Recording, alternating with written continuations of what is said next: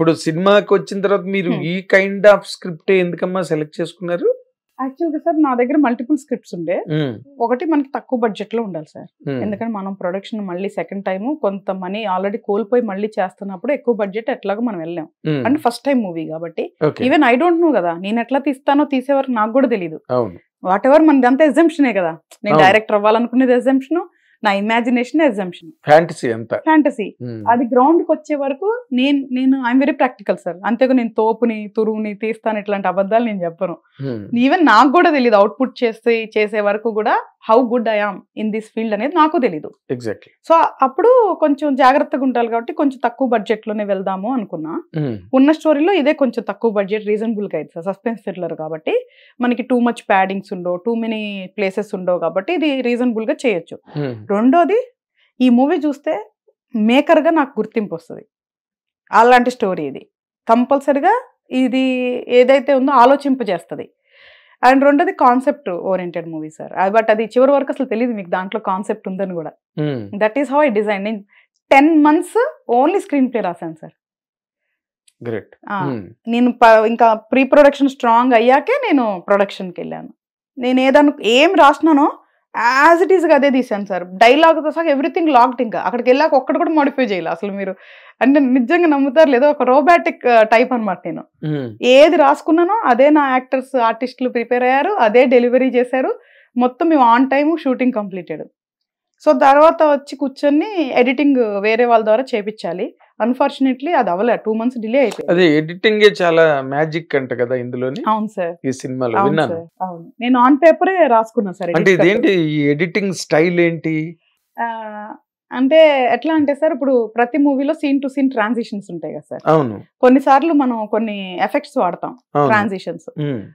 మామూలుగా ఒక చోట నుంచి ఒక చోటకి వేరే చోటకి వెళ్ళిపోతాం. సో దీంట్లో ఏంటంటే సార్ ట్రాన్సిషన్స్ ఉండవు, మీకు scene to scene direct cut ఉంటది. అంటే బ్యాక్ అండ్ ఫోర్త్ మూవ్ అవుతుంటా, linear non linear screenplay? అంటే ఇది అవును సార్, బ్యాక్ అండ్ ఫోర్త్ ఉంటది. ఒక 3 plots మీరు చూస్తుంటారు కంటిన్యూస్ గా. ఓకే, 3 plots చూస్తుంటారు. సో ఈ జర్నీ ఎట్లా ఉంటది అంటే కొంచెం ఈ స్క్రీన్ ప్లే లో కనెక్టెడ్ గా ఉంటది. సో ఆ ఎడిట్ కట్ ద్వారా దాన్ని నేను జాయిన్ చేసుకున్నాను, ఆన్ పేపరే రాసుకున్నాను అనమాట. ఓకే.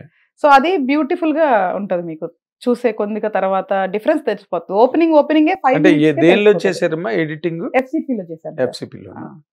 నేను అసలు నాకు ఎడిటింగ్ తెలుసు సార్. యాక్చువల్ గా ఎడిటింగ్ తెలియాల్సిన అవసరం లేదమ్మా, రైటర్ రాసుకునే దాంట్లోనే ఎడిటింగ్. ఎగ్జాక్ట్లీ. లైటింగ్ ఉంటుంది, అవును, ఆర్ఆర్ ఉంటుంది, రైటర్ దగ్గరే ఉంటుంది అవన్నీ. సో దానికి ప్రత్యేకంగా తెలియక్కర్లేదు, అది మాన్యువల్ గా ప్రెజెంట్ చేస్తారు వాళ్ళు అంతే. ఇప్పుడు నాకు ఫ్లూట్ కావాలి అమ్మాయి నవ్వుతున్నప్పుడు అని మీరు రాసుకున్నారు అనుకోండి, that flute place there.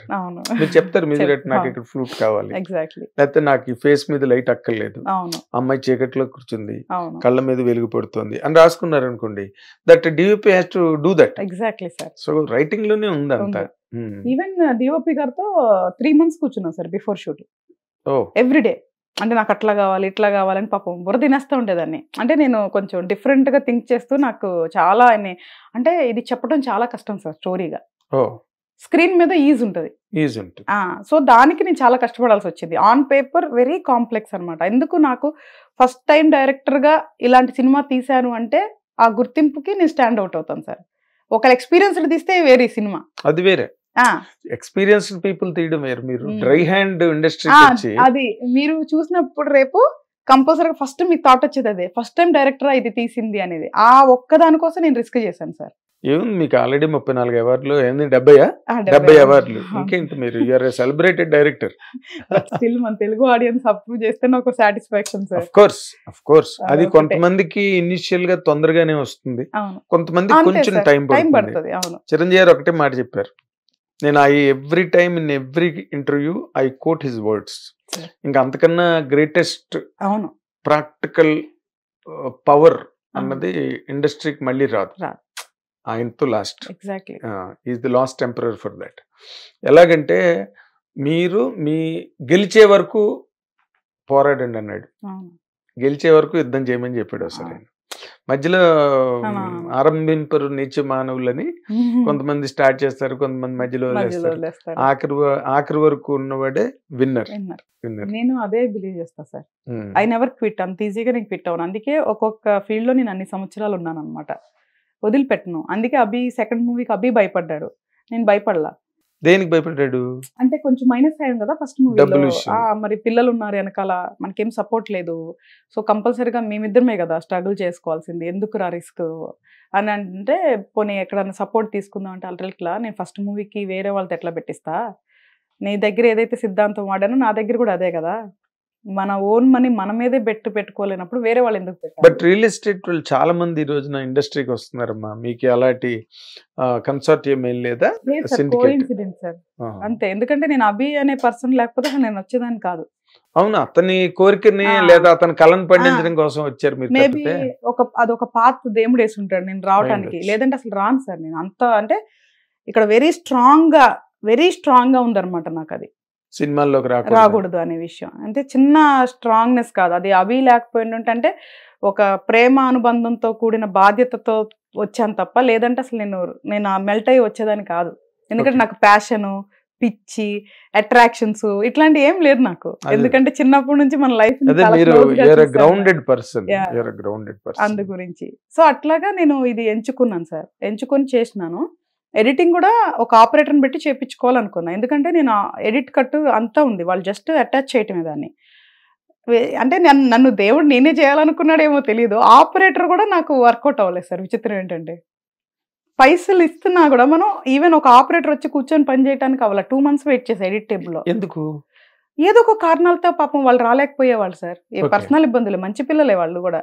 Even నా ఫ్రెండ్ ఒక ఎడిటర్ కూడా పాపం రావాలనుకున్నాడు, వాళ్ళ ఇంట్లో ఫ్యామిలీ ఇష్యూస్, తను రాలేకపోయాడు. మీరే చేశారా ఎడిటింగ్? ఇంకా నేను 2 months వెయిట్ చేసిన, ఇంకా అప్పుడు కూర్చొని ఓపెన్ చేసి ఎడిట్ చేసేసిన అంతే. గ్రేట్, చాలా గ్రేట్. ఎందుకంటే editing is the most difficult part of film making. అది మీరు హాలీవుడ్ లో కూడా దే బిలీవ్ వెరీ స్ట్రాంగ్లీ. సినిమాని డిసైడ్ చేసేది ఎడిటింగ్ టేబుల్. అది దాన్ని మీరు జయించారంటే ఇంకా మీకు తిరగలేదు ఇండస్ట్రీలో. మన మూవీ చూసాక ఎడిటింగ్ గురించి కూడా మాట్లాడతారు సార్. దాని గురించి మాట్లాడాలి, అప్పుడే సినిమా బాగుంది. అప్పుడే సినిమా బాగుంది. ఎడిట్ చాలా చాలా శ్రద్ధగా, మీరు ఏ జాబ్ ఇచ్చినా శ్రద్ధగా చేస్తాను సార్.